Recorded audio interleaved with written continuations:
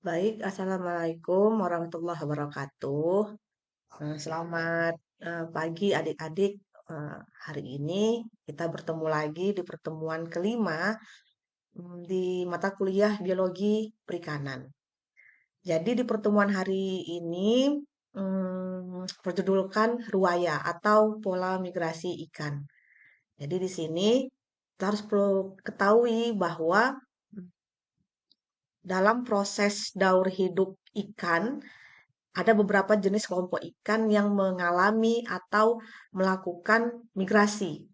Nah, migrasi atau ruaya ikan ini memiliki pengertian atau terminologi dari ruaya ikan. Artinya adalah proses perpindahan ikan dari suatu lokasi perairan ke perairan lainnya sebagai bagian dari daur hidup ikan tersebut. Ikan yang beruaya dari perairan laut ke perairan tawar dan sebaliknya disebut dengan amfibiotik, ya kan? Nah, sedangkan holobiotik merupakan ikan yang tidak melakukan ruaya dan hanya hidup di perairan tawar saja atau di perairan laut saja, seperti itu. Oke, jadi di ruaya ikan memiliki jenis-jenis. Nah, ada beberapa kelompok lagi dari jenis-jenis ini. Pertama, akibat dari faktor ekologis. Pertama itu ada anadromos, yang mana artinya ikan beruaya dari perairan laut ke perairan tawar untuk memijah. Misalkan ikan salmon. Yang kedua katadromos, artinya adalah ikan yang beruaya dari perairan tawar ke perairan laut untuk eh, berpijah. Contohnya ikan sidat atau ikan belanak. Sedangkan yang ketiga adalah amfidromus, ikan yang beruaya untuk mencari makanan. Misalnya pada ikan bandeng.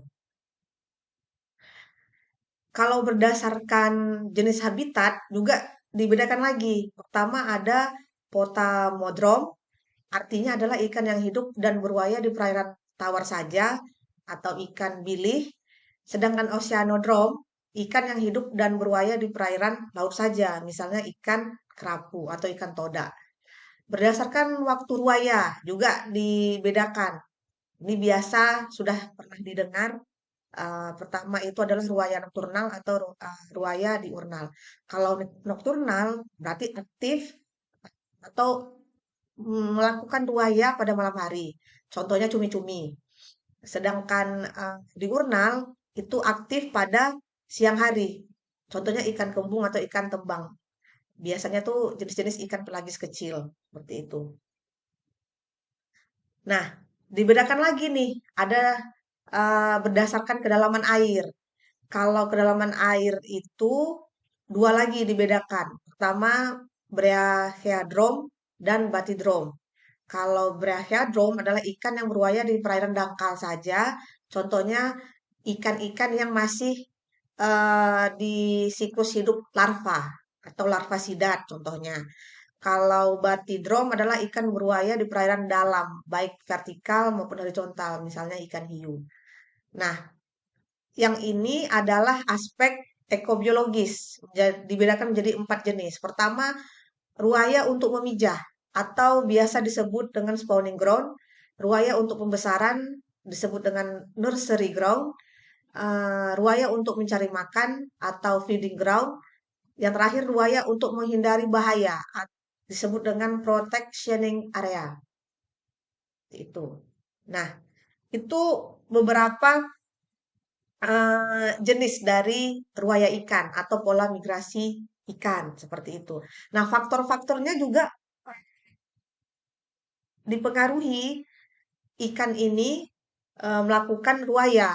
Pertama itu faktor makanan atau mencari nutrisi eh, gizi dari si ikannya. Itu biasa disebut dengan bromotaksis. Kalau faktor pernapasan berarti eh, melakukan proses migrasi untuk melengkapi eh, pernafasannya seperti itu atau branchiotaksis. Yang ketiga faktor suhu atau termotaksis, yang keempat faktor cahaya atau fototaksis, yang kelima faktor kadar garam atau halotaksis, yang keenam faktor bau atau disebut dengan osmotaksis, kemudian faktor arus perairan disebut dengan reotaksis, yang terakhir faktor lawan jenis atau gamotaksis. Oke, dilanjutkan dengan, nah, di sini adik-adik kita harus mengetahui bahwa dengan adanya eh, proses ruaya ikan ini, baik itu karena makanan atau suhu atau karena melindungi diri, gitu kan. Nah, di sini bisa kita lihat atau bisa kita eh, lihat aplikasinya seperti apa kalau dihubungkan dengan konservasi sumber daya ikan. Nah, ini pertama itu adalah berfungsi untuk mengetahui ya dasar pengaturan musim.